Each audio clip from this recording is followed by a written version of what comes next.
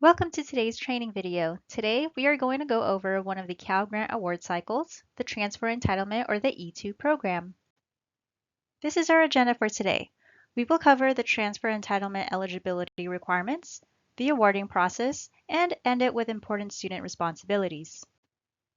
Let's begin with the eligibility requirements for the Transfer Entitlement program. Under the California Education Code Section 69436, transfer entitlement recipients awarded during the E2 cycle are students who meet these three criteria. First, they were not previously awarded a Cal Grant, so they are first-time Cal Grant recipients.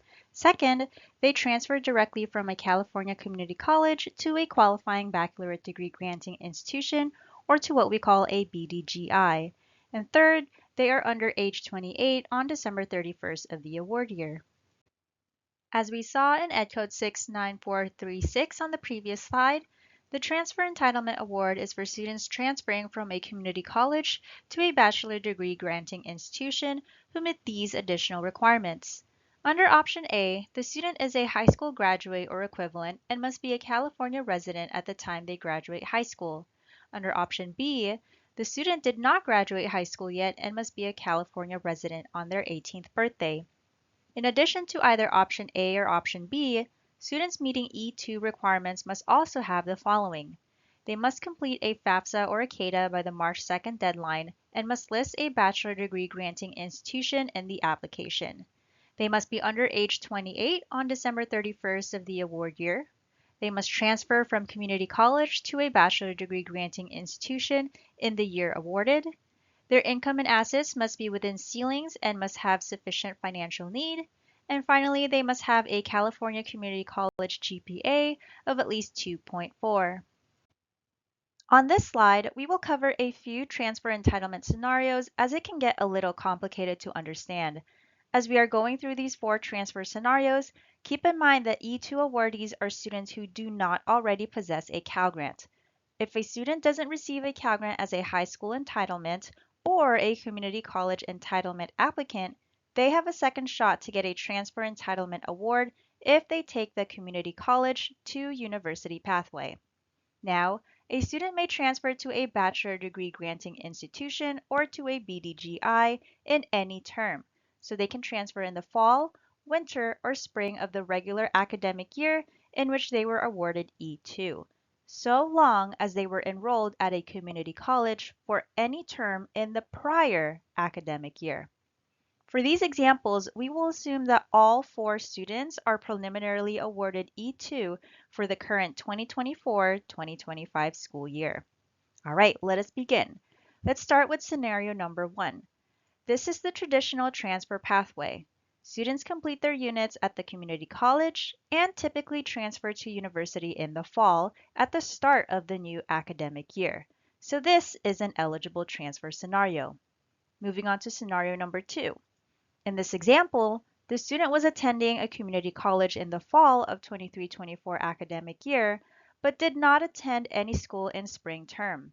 They were also not enrolled in any school in fall 2024, but transferred to a four-year school in spring 2025 and was then awarded E2 for the 24-25 academic year. Therefore, they are eligible for a spring payment at the BDGI. However, to satisfy all terms, the student or the BDGI must retroactively report a leave of absence for spring 2024 and fall 2024 because E2 students cannot be paid at a community college. Moving on to scenario number 3, this resulting pathway ends up being the same as scenario 2. The only difference is that scenario number 3 student is currently attending community college for spring term of 23-24 academic year, continues to attend the community college in the fall, and then finally transfers to the BDGI in spring term of the 24-25 academic year. Since the student started the 24-25 academic year at the community college and E2 cannot be paid at a community college, the student or the BDGI must report a leave of absence for fall 2024 so that all terms are satisfied, and so the student can be paid at the BDGI in the spring, just like in scenario number 2. Finally, let's look at scenario number 4. In this scenario, the student is not eligible for E2 because they did not transfer in the year awarded E2. Instead, the student had already transferred spring 2024 before being awarded E2 in the 24-25 academic year. Since the student transferred in the 23-24 school year, they should have listed a four-year university on the 23-24 FAFSA or CADA and indicated that they would be pursuing a bachelor's degree. This would have processed them for E2 consideration in the year they actually transferred, which is the year 23-24. This is a very common error that causes students to disqualify themselves from E2 consideration, which, don't worry, we will go over in more depth in a couple of slides. Now, sometimes colleges may choose to offer students to transfer into their school early. These groups of students are called earlier special admit students, where they are offered by the college to attend their school earlier than the start of the academic year in the fall. This slide will show you an example of what that looks like. So for example, the student was initially accepted for transfer in the fall of 2024 and was awarded a Transfer Entitlement Cal Grant for the 24-25 school year. However, the school had already notified the student and offered an early transfer option for last spring in the 23-24 academic year. In this case, admissions and records would need to flag the student internally as earlier special admit, and then the student would also need to correctly select the earlier special admit on the G6 transfer entitlement form. We'll show you what that looks like in a couple of slides. While early admits are eligible, this student was not eligible for payment until the year they are awarded in the 24-25 academic year. Next, let's talk about new transfer students versus continuing students. As we have already established, to qualify as a transfer entitlement applicant, students must transfer to a BDGI in the academic year following enrollment at a community college. From there, schools must determine whether an E2 awardee is a new transfer, which makes them eligible for the E2 award, or a continuing student, which makes them ineligible for the E2 award. To receive payment for an E2 award, new E2 students must receive at least one payment at the BDGI by year end. Posting a leave of absence for all terms will result in being withdrawn at the end of the year. Spring and summer transfers are eligible as early admits, provided school records reflect special or early admit on the student's account. However, remember that students may only be paid as an E2 in the academic year awarded the Transfer Entitlement Grant. Next, let's look at a couple of scenarios to determine a new transfer from a continuing student. In this first scenario, a student attended Stanford University in the 23-24 academic year. Perhaps the student was put on academic probation after not doing so well at the university, so they attended community college in 24-25. And then, once they are now in better academic standing, the student decides to transfer to CSU Sacramento or Sac State in the 25-26 academic year, the year E2 is awarded. In this scenario, this student is a new transfer at the CSU, thereby making them eligible to receive the E2 award. Even though this student had already started at a university at Stanford, the new school, CSU Sacramento, accepts them as a new transfer student. As long as the student meets the eligibility requirements, they are eligible for E2. Now in scenario number 2, this student attended UC Davis in 23-24, went to community college in 24-25, and will return to the same university, UC Davis, in 25-26. This student is not eligible for E2 because they are a continuing student, not a new transfer.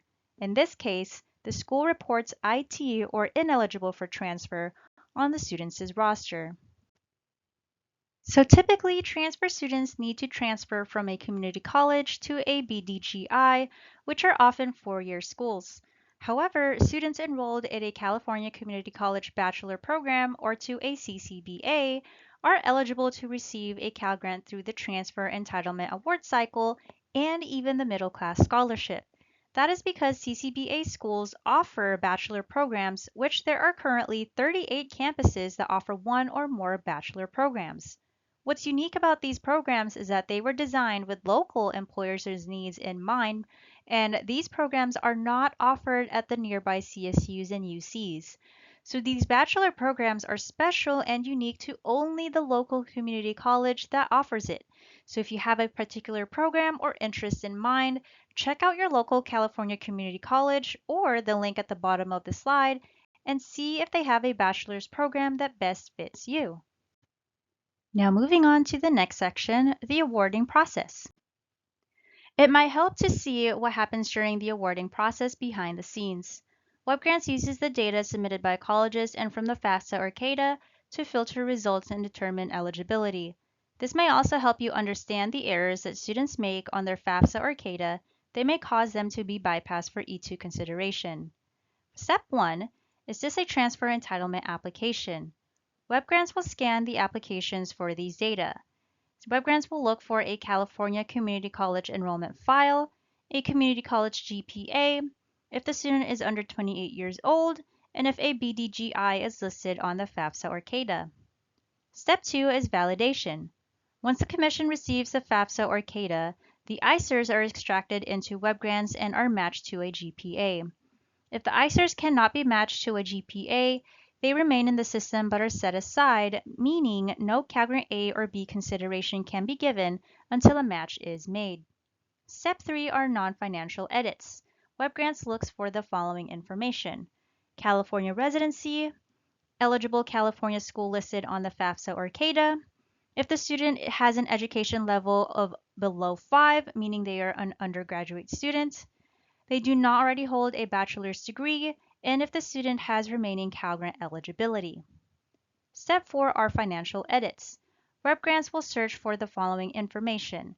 They will search for reported income and assets are within threshold for CalGrant A or B, and they will see if the student has sufficient financial need. Finally, step 5, after passing all edits, E2 students are placed on hold until they complete the necessary transfer entitlement certification form, which is the G6 form, via their WebGrants for Students portal. Now, there are a few common errors that cause many students to be bypassed or disqualified for E2 consideration. One of the most common issues is that students transfer early to a university before they receive the E2 award. To avoid this, students should work with their college advisor to develop an educational plan so they know when they are transfer ready. Students should also include the necessary data on the FAFSA or CADA so they will be processed for E2 consideration. They must indicate that they are a first-year undergraduate pursuing a bachelor degree and list a four-year university on their school's list. Moving on to the last section of this training video, student responsibilities. WebGrants for Students is a necessity when applying for financial aid.